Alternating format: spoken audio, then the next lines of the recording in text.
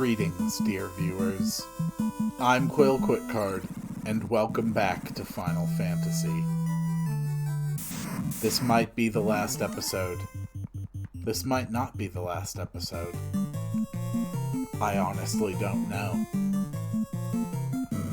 What I do know is that I am back at the Temple of Fiends. I have prepared. I have 99 heal potions, 40 pure potions, and 39 softs. Also, the bats can talk now, because these bats were once the 5 legendary Sky Warriors of the Leafinish. When the 4 orbs cover the black orb in the center of the palace, the time gate can open. That's right, we're traveling through time.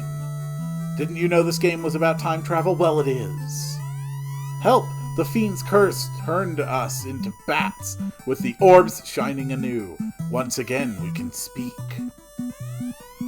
The 4 Fiends' power is rooted 2,000 years ago. The real enemy is in that time. We are the 5 lost Sky Warriors. 400 years ago, we battled against the cause of the world's destruction, and you did a great job. You must travel back in time 2,000 years. Now, with the orbs shining, stand in the time gate. Yes, this orb that Garland was standing in front of that whole time was a time portal. The 4 orbs now cover the black orb. To take a step forward is to go back 2,000 years in time.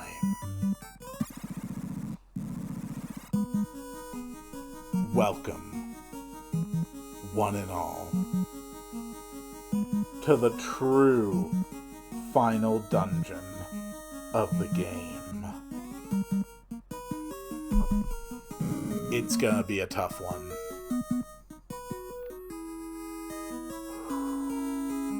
First, we're gonna go this. Okay, that is 3 frost dragons right off the top.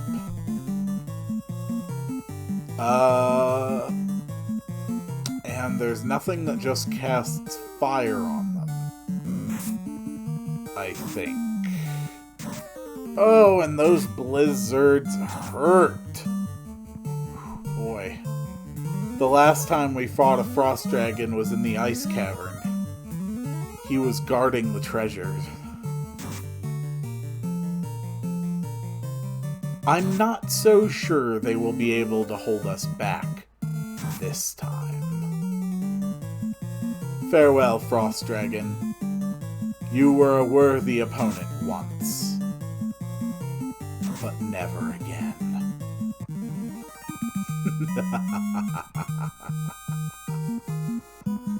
Victory is sweet. Alright, then we just go up the stairs here. Now, where am I? Alright. So now we're on the 3rd floor, and we have to work our way all the... Oh. Really? Do you remember our friends, the mages? Apparently, they decided to come see us again. I don't like that. I don't like that at all. So, screw you, mages. I was actually really worried there because it actually used rub on Jeb. And, of course, Jeb no longer has instant death protection. But, yeah, as you can see, Jeb is a little pissed about that. And he just absolutely demolished that fighter. I don't know if I can make it through this whole dungeon right now. I sincerely do not know. But I do know that I can get through several levels And at the least, I want to make it as far as the 4th basement, I think it is. Yeah, I want to get at least as far as the 4th basement. Obviously, if I do leave and have to come back, I'll have to fight my way through it again. And since bosses are just, forced encounters on tiles, I will also have to re-beat any bosses that I find along my way. It's unfortunate, but I am still gaining experience from every single fight.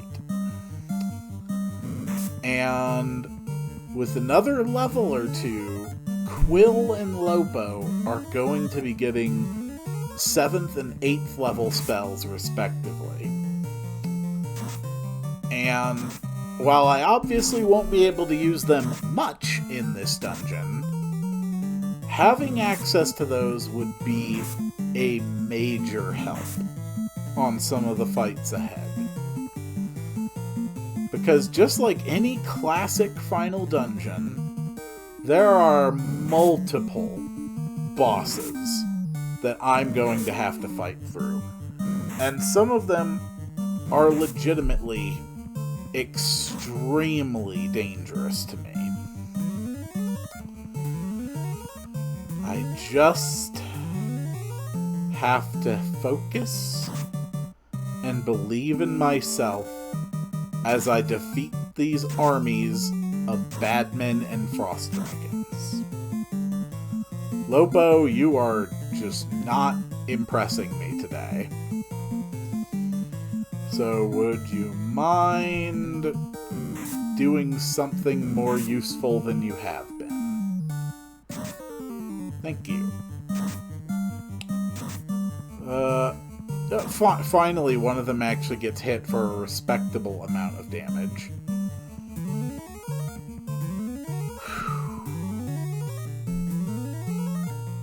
I can do it. I can make this work.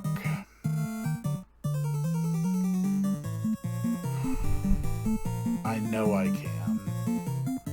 I have prepared for this.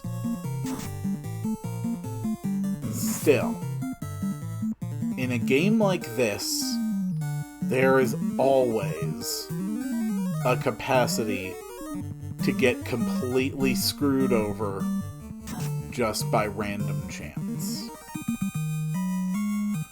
Now, certainly, I have taken as many steps as I can to mitigate that risk.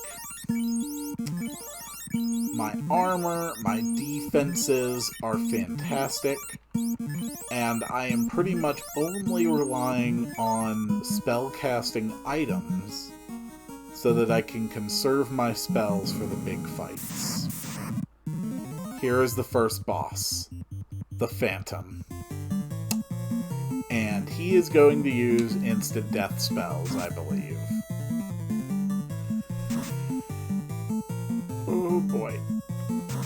Please kill this thing. Alright, so he casts Stop. So Anna got paralyzed, and is going to be paralyzed for a while. But it doesn't really matter because it's dead. Luckily, that type of enemy is not too tough, but only giving that much experience sucks. There is a stone plate on the floor. You sent something. Evil? If you'll remember, after we saved Garland, or saved the princess from Garland, she gave us a lute that she said was passed down in her family for 2,000 years. And apparently it is for this one moment, without any clue, because it reveals the way down.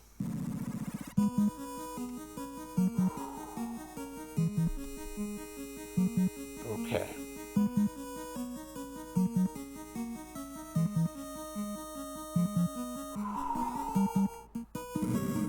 Now I just have to reach the corner of the room again. A lot of these floors at first actually look very similar to each other. Okay, no. These are just zombie dragons. Zombie dragons are so easily that we actually spent some time farming them, even after beating them as a boss.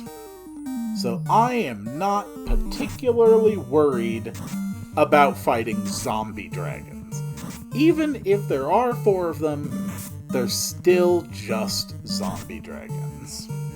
Come on, Jeb, finish them off. Exactly. Yeah. That's why I'm not worried about zombie dragons. It is really ridiculous how powerful Jeb gets with that Excalibur weapon. I mean, it is just so dumb how powerful he gets. But that's one thing that this game does beautifully. One of the many things it does beautifully. It makes you feel like you earn the right to be this broken and powerful.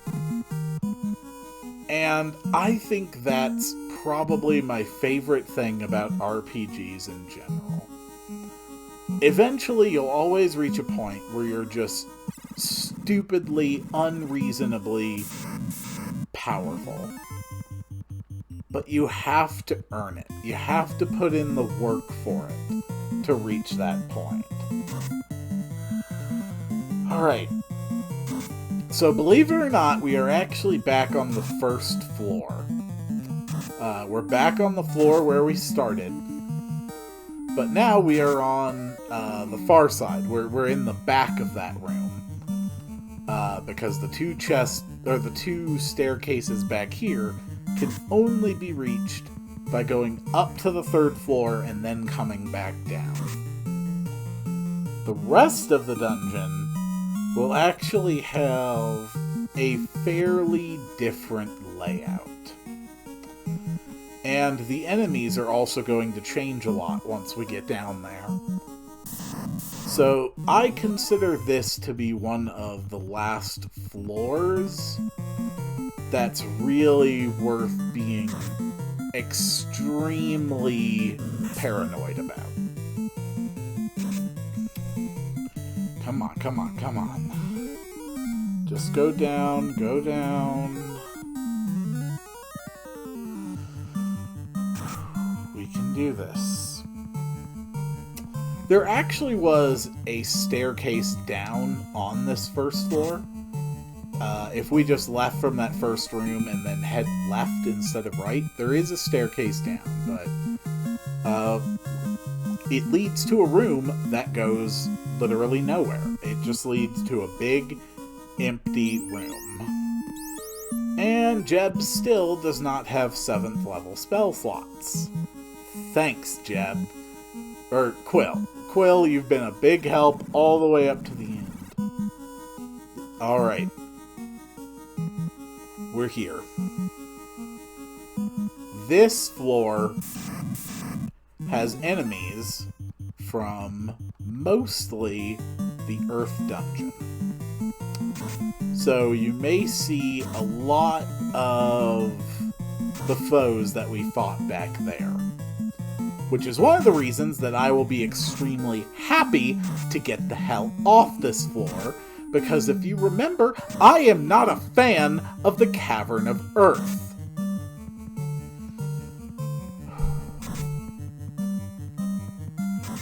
Yeah, these Medusas are really not much of a threat.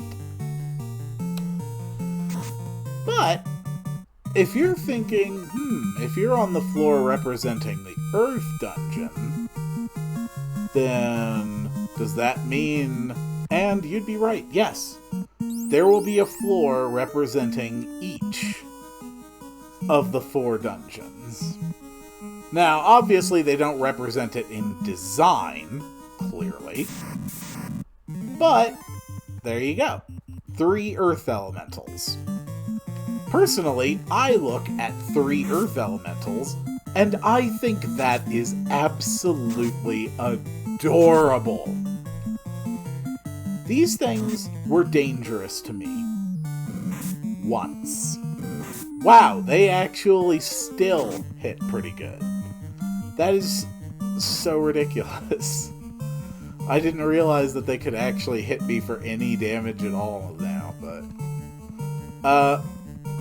I don't even think these are stronger versions of them. I think it's just that the originals are that overtuned. Which would make some sense, considering that, you only ever fight them one at a time, and all they do is guard chests. I really don't know how the damage calculations in this game work, but they definitely favor strong monsters. Alright. Okay, everybody's fully healed again. We'll keep going. We're making a big loop on this one. And it also has enemies that, while they were not in the Earth dungeon, represent Earth more thematically. And golems definitely fit into that category. And we even had the Medusas, who, of course, turn things into stone. So I think that they have a fantastic collection of enemies on this floor. I think it's absolutely perfect. Alright, let's keep going. Anna leveled up. Good job, Anna. I'm not too worried about healing up until I get right to the end here. Yeah!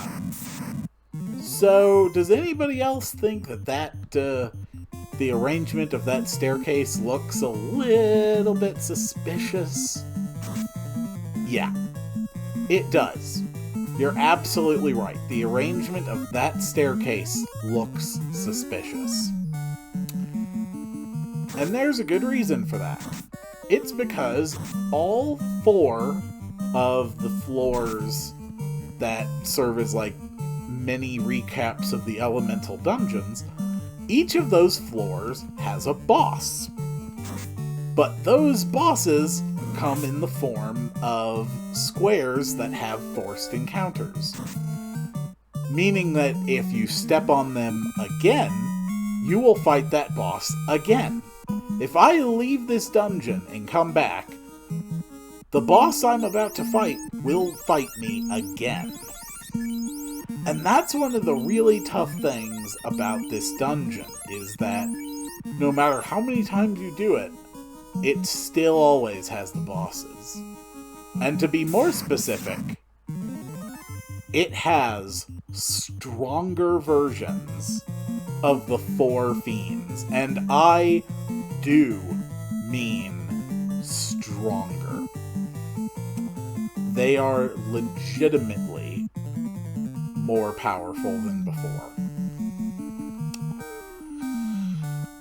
And this one, I believe, casts some of the most powerful spells in the game. So I want it dead as fast as possible. And I am fully willing to expend spells to do that. Yeah, right there. It has nuke. Quill just died. And Lopo just died. I lose.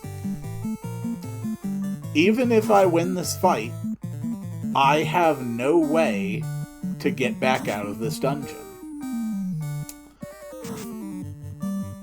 And Jeb was just killed. Yeah. Yeah, that just happened.